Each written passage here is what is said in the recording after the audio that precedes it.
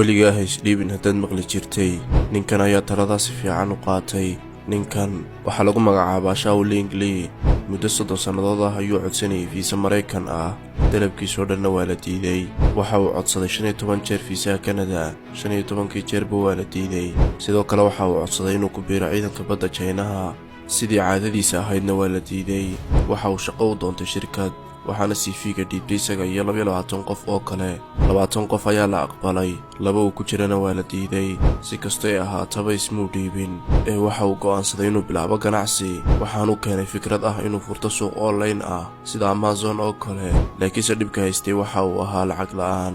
waxa uu ka codsaday xaaskiisa dhammaan inay u iibiso waxa ay hayso dahab, waanay ka aqbashay oo way u iibisay. laakiinse kuma filnaan dahabkii, waxaana uu bangi u doontay deyn dhan $250,000. mashruucii ayaanu bilaabay. sanado badan oo uu shaqeeyey kuna daalay mashruucii kadib ugu dambeyn wuu kacay mashruucii.